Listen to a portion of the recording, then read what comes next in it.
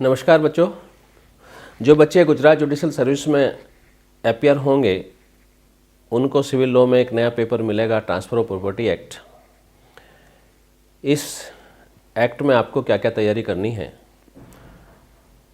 उसके बारे में इसमें चर्चा करेंगे ब्रीफ में। सबसे पहले सेक्शन 3 में पढ़िएगा कि प्रॉपर्टी किसको कहते हैं, आईपी प्रॉपर्टी किसको कहते हैं, उसमें क्या क्या शामिल है। नोटिस किस चीज़ को कहा जाता है, नोटिस में क्या शामिल है। इसके बाद सेक्शन 5 जो ट्रांसफ़र के बारे में बताता है, जिसके अनुसार मूवेबल और रिमूवेबल दोनों प्रॉपर्टी ट्रांसफ़र हो सकती है। इसके बाद सेक्शन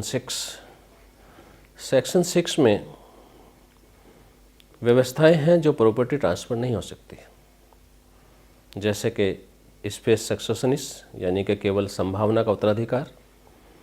अगर कोई ये समझे कि मुझे प्रॉपर्टी मिलने वाली है मेरे ग्रैंडफादर से या फादर से, उसको ट्रांसफ़र कर दें तो ऐसा नहीं हो सकता। संभावना का जो उत्तराधिकार होता है वो ट्रांसफरेबल नहीं होता। ऐसे ही public office, stipends, mayor right to sue, ये सब ट्रांसफरेबल नहीं है। तो आपको सेक्शन 6 के जितने भी नॉन ट्रांसफरेबल प्रोविजंस हैं, यानी कि जो प्रॉपर्टीज़ हैं लेकिन ट्रांसफ़र नहीं होती, उनके बारे में व्यवस्थाएं हैं। इसके बाद आप पढ़िएगा section 13 transfer to unborn child.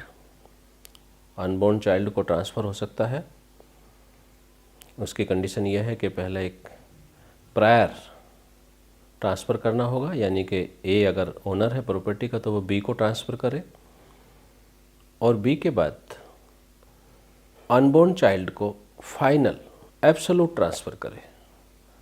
इस तरह से अनबोर्न चाइल्ड को ट्रांसफ़र करने के लिए प्रायर ट्रांसफ़र करना ज़रूरी है। और प्रायर ट्रांसफ़र जब किया गया है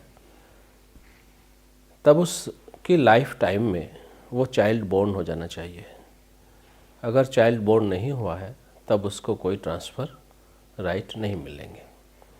इसके बाद पढ़िएगा सेक्शन 14 डॉक्ट्रिन ऑफ परपेचुइटी कहा जाता है इसको। डॉक्ट्रिन ऑफ परपेचुइटी यानी कि डॉक्ट्रिन अगेंस्ट परपेचुइटी। प्रॉपर्टी का नियम यह है कि ये ट्रांसफरेबल रहनी चाहिए। प्रॉपर्टी को शाश्वत रूप से एक साथ नहीं बांधा जा सकता, एक आदमी के पास नहीं रोके रखा जा सकता। इसलिए डॉक्ट्रिन कहता है कि अगर ए ने प्रॉपर्टी ट्रांसफ़र की है तो केवल बी की लाइफ टाइम के लिए अगर बी को की गई है, और उसके बाद 18 साल या 21 साल जो गार्जियन की एज है, ये दो हैं, एक 18 साल है एक 21 साल है। 18 साल जनरल है, 21 साल कोर्ट ऑफ वार्ड्स के तहत है। केवल इस पीरियड तक प्रॉपर्टी जो है परपेचुइटी में रखी जा सकती है, बांध कर रखी जा सकती है। इसके बाद नॉन अलाइनेशन की कोई कंडीशन नहीं हो सकती। अगर ऐसी शर्त लगाई गई है तो वह शर्त वॉइड है, ट्रांसफ़र वैलिड है। इसके बाद आता है vested interest section 19। Property transfer करने में जब सर्टेन प्रॉपर्टी ट्रांसफ़र की जाती है एक सर्टेन घटना के साथ, तो उसमें ट्रांसफरी को वेस्टेड राइट मिलता है। जैसे कि अगर ये कहे कि मेरी डेथ के बाद प्रॉपर्टी बी को मिलेगी, तो चूंकि डेथ सर्टेन है, देर हो सकती है, जल्दी हो सकती है, लेकिन सर्टेन है, डेथ सर्टेन है, तो बी को ट्रांसफरी राइट मिल जाएंगे। ए की डेथ के बाद प्रॉपर्टी बी को जाएगी। यूज में डिले हो सकता है लेकिन उसके राइट सर्टेन हो चुके हैं, वो उस प्रॉपर्टी का ओनर होगा। एक होता है कंटिजेंट इंटरेस्ट सेक्शन 21 जो किसी कंटिजेंसी पर निर्भर करता है। अगर वो घटना घटी तो राइट मिलेगा, घटना नहीं घटी तो राइट नहीं मिलेगा। ये पॉजिटिव और नेगेटिव दोनों हो सकते हैं, यानी किसी घटना के घटने पर राइट मिल सकता है और किसी घटना के नहीं घटने पर राइट मिल सकता है। अगर कहा जाए कि आप लंदन नहीं जाओगे तो ना जाने पर ये राइट मिल सकता है, यानी कंटिजेंसी पर निर्भर है। आपने वो पीरियड पूरा कर लिया जब तक नहीं जाना था, तो आपको राइट एक्रू होंगे। या आप LLB पास करोगे तब आपको ये मकान मिलेगा। आपने LLB पास कर ली है, कंटिजेंसी कंप्लीट हो गई है, तो ये मकान आपको ट्रांसफ़र हो जाएगा। तो वेस्टेड इंटरेस्ट और कंटिजेंट इंटरेस्ट, इन दोनों को तैयार करना है। इनके डिफरेंस भी पूछे जाते हैं और इनके एसेंशियल इंग्रेडिएंट्स भी पूछे जाते हैं। इसके बाद याद करिएगा सेक्शन 35 डॉक्ट्रिन ऑफ इलेक्शन। इसमें क्या होता है, इसमें बी की प्रॉपर्टी सी को दी जाती है और ए अपनी कोई प्रॉपर्टी बी को देता है। 3 लोग होते हैं, ए बी सी। ए अपनी प्रॉपर्टी बी को देता है कुछ, और बी की कुछ प्रॉपर्टी सी को दे देता है। तो यहाँ पर बी के पास इलेक्शन का ऑप्शन है। अगर वो अपनी प्रॉपर्टी सी को देना चाहता है तो ए वाली ले सकता है।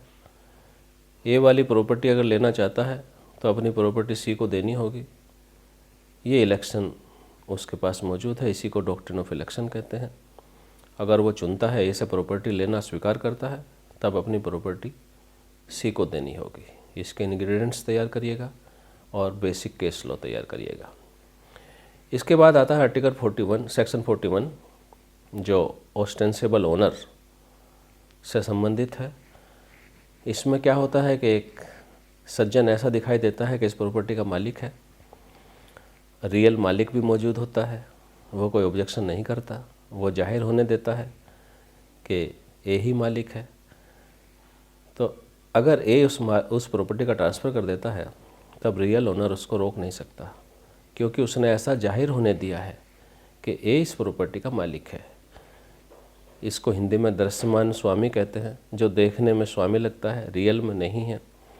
लेकिन रियल ओनर जो होता है वो उसको चेक नहीं करता, वो इनकार नहीं करता कि रियल ओनर नहीं है। और ऐसा व्यक्ति जब प्रॉपर्टी ट्रांसफ़र कर देता है तब ये ट्रांसफ़र वैलिड होता है। जो रियल ओनर होता है वो उसको इनकार नहीं कर सकता। इसके बाद पढ़िएगा सेक्शन 43। सेक्शन 43 में भी ट्रांसफ़र करने वाला ओनर नहीं होता प्रॉपर्टी का, लेकिन बाद में हो जाता है। सपोज एक प्रॉपर्टी ट्रांसफ़र की ए ने बी को, और वो प्रॉपर्टी का मालिक है नहीं, लेकिन वो प्रॉपर्टी बाद में उसको सक्सेशन में मिल जाती है। उसके फादर की डेथ होने के बाद वो प्रॉपर्टी मिल जाती है, तब वो प्रॉपर्टी का ट्रांसफ़र जो हुआ था वो वैलिड रहेगा। सेक्शन 43 इसका डॉक्ट्रिन है feeding the grant, doctrine of feeding the grant, यानी कि इसमें फीड हो जाती है प्रॉपर्टी, उसके पास मिल जाती है, उसको प्राप्त हो जाती है, तो वो ट्रांसफ़र फिर वैलिड बना रहेगा। 43 के बाद बढ़िएगा 52 doctrine of lease pendency. Lease pendency का डॉक्ट्रिन ये है, ये पब्लिक पॉलिसी पर बेस्ड डॉक्ट्रिन है कि जब कोई प्रॉपर्टी का डिस्प्यूट कोर्ट में पेंडिंग है, तब उस प्रॉपर्टी के जो ट्रांसफ़र होते हैं वो सब्जेक्ट टू डिसीजन होते हैं। हो तो सकते हैं, ट्रांसफ़र हो सकता है, लेकिन सब्जेक्ट टू डिसीजन होगा। सपोज ए ने ट्रांसफ़र कर दी प्रॉपर्टी सी को, अगर ए जीत जाता है तो सी को राइट मिलेगा, ए मुकदमा नहीं जीतता तो सी को कोई राइट नहीं मिलेगा। इसके इंग्रेडिएंट्स पढ़िएगा सब। इसके बाद आता है सेक्शन 53। सेक्शन 53 में फ्रॉडुलेंट ट्रांसफ़र होता है, जहाँ क्रेडिटर्स के राइट को डिफीट करने के लिए जो डेटर होता है, यानी कि जिसको कर्ज देना होता है, वो अपनी प्रॉपर्टी फाल्सली किसी को सेल कर देता है ताकि क्रेडिटर को पैसा ना देना पड़े। तो यहाँ पर क्रेडिटर अपनी इच्छा से उस ट्रांजैक्शन को वॉइडेबल डिक्लेयर करा सकते हैं। ये ट्रांजैक्शन वॉइड नहीं है, वॉइडेबल है, तो उसको वॉइडेबल डिक्लेयर करा सकते हैं।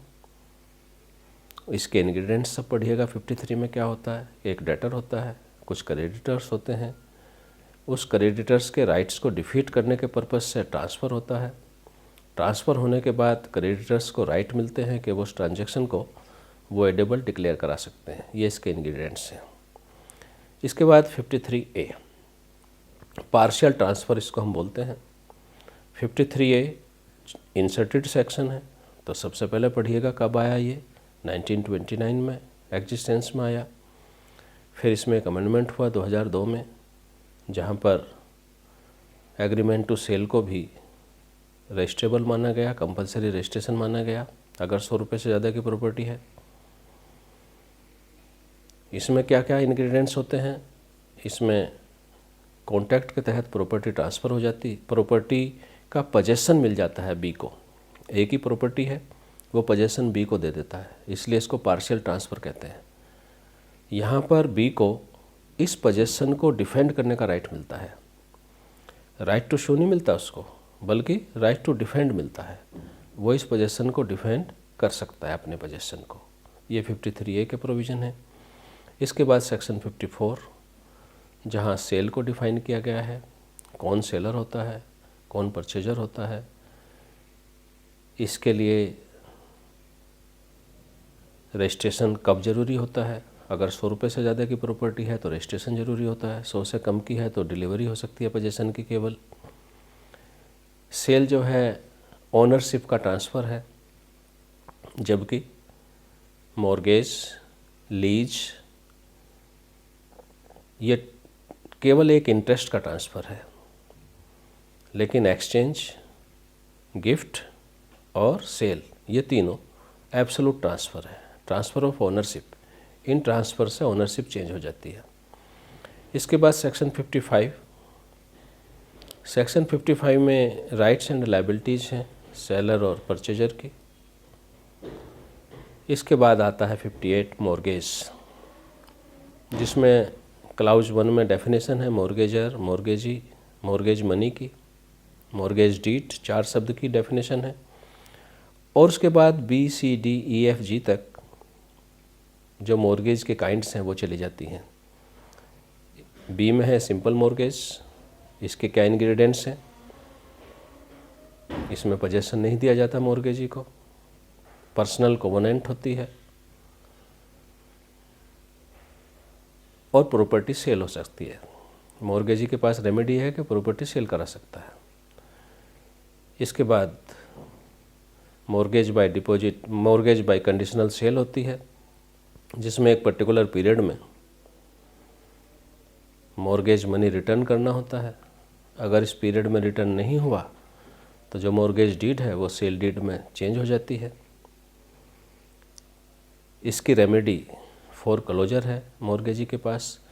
इस तरह से जितने भी मॉर्गेज हैं उन सब के इंग्रेडिएंट्स और पोजेशन किस में दिया जाता है, किस में नहीं दिया जाता, पर्सनल कोवेनेंट किस किस में होता है, किस में नहीं होता है, और रेमेडीज़ किसको क्या उपलब्ध है।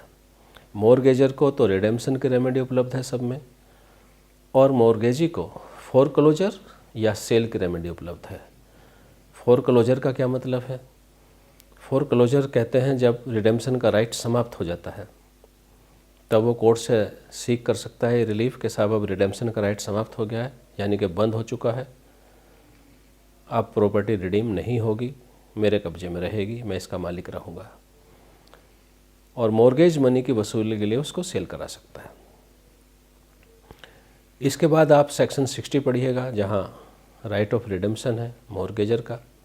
जब मॉर्गेजर पेमेंट करने के बाद मॉर्गेज मनी का प्रॉपर्टी को रिडीम करा सकता है, इसके लिए सूट फाइल करना होगा कोर्ट में और प्रॉपर्टी रिडीम होकर उसके पास वापस आ जाएगी।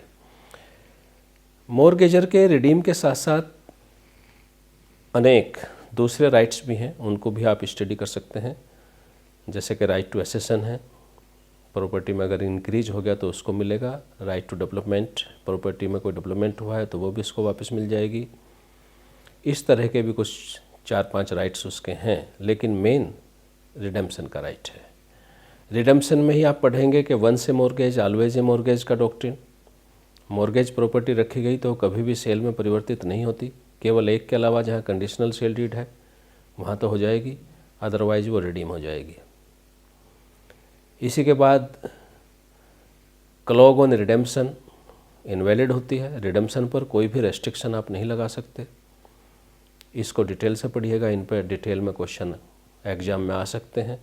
यानी कि क्लॉज ऑन रिडेम्पशन ये इनवैलिड होती है, या once a mortgage always a mortgage का डॉक्ट्रिन पर क्वेश्चन आ सकता है, या काइंड्स ऑफ मॉर्गेज क्या हैं उन पर क्वेश्चन आ सकता है, और डिफरेंट मॉर्गेजेस के डिफरेंसेस में क्वेश्चन आ सकता है। डिफरेंसेस क्या क्या होते हैं?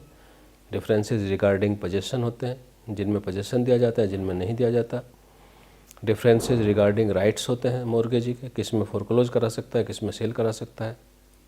इस तरह से आप इनके डिफरेंसेस निकाल सकते हैं। इसके बाद आता है doctrine of marshalling. Doctrine of marshalling में मॉर्गेजी को दो तरह के मॉर्गेजी होते हैं, दो मॉर्गेजी होते हैं। फर्स्ट यानी कि प्रायर मॉर्गेजी बोलते हैं उसको, एक सेकंड मॉर्गेजी जिसको दूसरी बार ज़मीन गिरवी रखी गई है। तो सेकंड मॉर्गेजी को ये राइट होता है कि प्रायर मॉर्गेजी पहले उस प्रॉपर्टी से वसूल कर ले पैसा जो उसको मॉर्गेज नहीं है। इन केसेस में मॉर्गेजर के पास एक या दो या उससे ज़्यादा प्रॉपर्टीज होती हैं। उनमें से एक प्रॉपर्टी वो सपोज मिस्टर बी को मॉर्गेज करता है, दूसरी प्रॉपर्टी सी को मॉर्गेज करता है।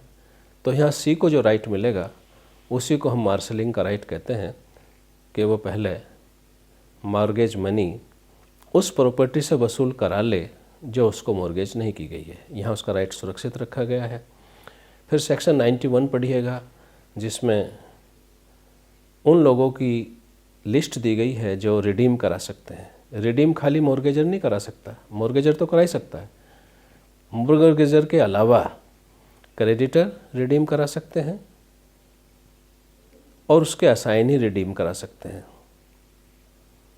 और श्योरिटी भी रिडीम करा सकते हैं। इतने लोग प्रॉपर्टी को रिडीम करा सकते हैं। सेक्शन 91 में इनके नाम दिए गए हैं। फिर एक सबरोगेशन का क्वेश्चन आता है सेक्शन 92, जब राइट जो बी के पास होते हैं वो सी उनको ले लेता है, खरीद लेता है, परचेज कर लेता है, प्रॉपर्टी उसको सबरोगेट हो जाती है। सेक्शन 92 पढ़िएगा। इसके बाद सेक्शन 100 चार्ज, ये प्रॉपर्टी पर चार्ज होता है। चार्ज में ना तो ओनरशिप ट्रांसफ़र होती है, ना ही कोई इंटरेस्ट ट्रांसफ़र होता है। ये केवल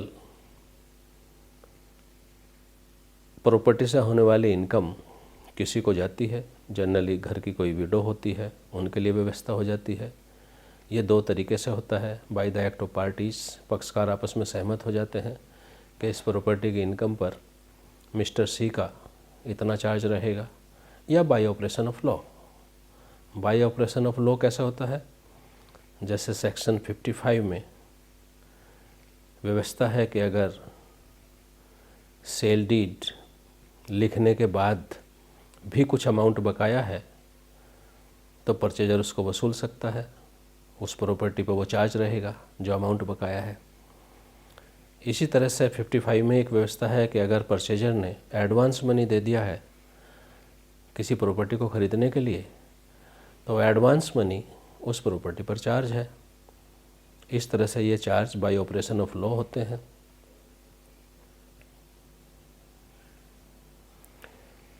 इसके बाद आता है चार्ज के बाद लीज, सेक्शन 105। लीज में 5P से आप लीज की तैयारी कर सकते हैं। 5P जो हैं लीज के इंग्रेडिएंट्स हैं।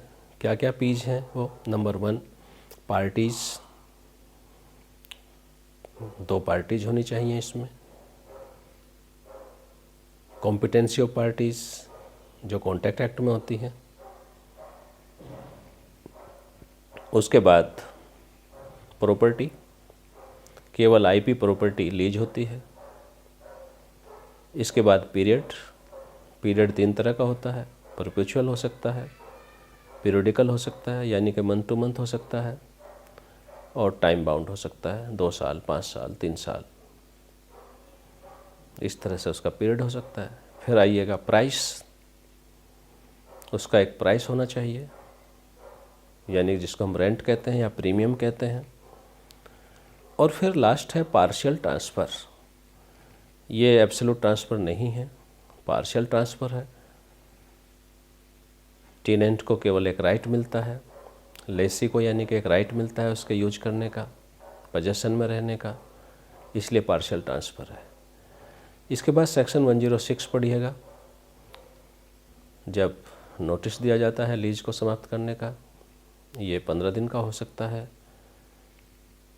6 मंथ का होगा। 6 मंथ का तब होगा जब ईयर टू ईयर होगी लीज, या मैन्युफैक्चरिंग पर्पज़ के लिए होगी या एग्रीकल्चर पर्पज़ के लिए होगी। ये सेक्शन सब्सटीट्यूटेड है, 2002 में इसको सब्सटीट्यूट कर दिया गया पूरी तरह। सब्सटीट्यूट का मतलब होता है पुराना सेक्शन हटाकर नया उसकी जगह ले आया जाए। 106 सब्सटीट्यूटेड सेक्शन है। प्री में इस तरह का क्वेश्चन आता है सेक्शंस को लेकर कि कौन सा सेक्शन ओरिजिनल है, कौन सा अमेंडेड है, कौन सा इंसर्टेड है और कौन सा सब्सटीट्यूटेड है। वो पूछ सकते हैं कि section 106 is original, A, B amended, C inserted और डी सब्सटीट्यूटेड। तो इसका आंसर होता है सब्सटीट्यूटेड। इसलिए जब आप प्री की तैयारी करें तब हर सेक्शन को देख लें कि वो अमेंडेड है या ओरिजिनल है या सब्सटीट्यूटेड है या इंसर्टेड है। इंसर्टेड है तो नया सेक्शन बनेगा फिर कोई एक, ABCD वाले जितने होते हैं सब इंसर्टेड होते हैं। ये एक डेफिनेट पहचान है उनकी। इसके बाद आप पढ़िएगा सेक्शन 111, जब TP एक्ट में लीज समाप्त हो जाती है। कितने तरीके हैं उसमें लीज समाप्त होने के, उन सबको पढ़िएगा, उनके इंग्रेडिएंट्स पढ़िएगा। इसके बाद सेक्शन 122 गिफ्ट, और गिफ्ट कैसे ऑपरेशन में आती है 123 यानी कि रजिस्टर्ड डीड्स आती है। गिफ्ट के इंग्रेडिएंट्स पढ़िएगा, इसमें कोई कंसिडरेशन नहीं होता। फ्री विल होती है और एक्सेप्टेंस होती है, जिसके फेवर में गिफ्ट की जा रही है वो एक्सेप्ट भी करे, क्योंकि हर आदमी गिफ्ट नहीं लेना चाहता। एक्सेप्ट करना ज़रूरी है, इसलिए अगर एक्सेप्ट नहीं किया है तो गिफ्ट नहीं मानी जाएगी। इसके बाद आता है बिल्कुल लास्ट चैप्टर, एक्शनेबल क्लेम। कौन कौन से क्लेम एक्शनेबल होते हैं, ये 137 तक TP एक्ट आपका समाप्त हो जाता है। ये हमने आपको मेन सेक्शंस बताए हैं। हालांकि प्री के लिए आप बाकी सेक्शंस भी हेडिंग के साथ देख सकते हैं कि कौन सा हेडिंग कौन से सेक्शन में दिया गया है। जैसे कि सेक्शन 49, 48 प्रायोरिटी को डील करते हैं। सेक्शन 45 जॉइंट ओनर जो होते हैं उनके राइट्स को डील करते हैं कि किसको जॉइंट ओनर माना जाएगा, उनका हिस्सा कितना माना जाएगा, जिसने जितना पेमेंट किया हो उतना माना जाएगा। पेमेंट अगर साबित नहीं है तो हाफ माना जाएगा, 50% माना जाएगा। इसी तरह से सेक्शन 27 पढ़ सकते हो, डॉक्ट्रिन ऑफ एक्सेलरेशन है इसमें। इनके नाम और टाइटल पढ़ने से ही प्री का आंसर आप दे देंगे, ज़्यादा डिटेल की ज़रूरत नहीं है। जो डिटेल क्वेश्चंस आपको पढ़ने हैं, जो हमने आपको बताए हैं, वो मेंस एग्ज़ाम में आने वाले बताए हैं। इन्हीं में से प्री में भी आ जाते हैं, चूँकि ये मेंस हैं तो प्री में भी आ सकते हैं इन्हीं में से भी, और प्री में 1-2 छोटे क्वेश्चंस भी आ सकते हैं। इसलिए चूँकि 137 सेक्शन है केवल, आप सभी को हेडिंग और सेक्शन का नाम तो सभी का पढ़ सकते हैं कि किस सेक्शन में क्या व्यवस्था है। Thank you.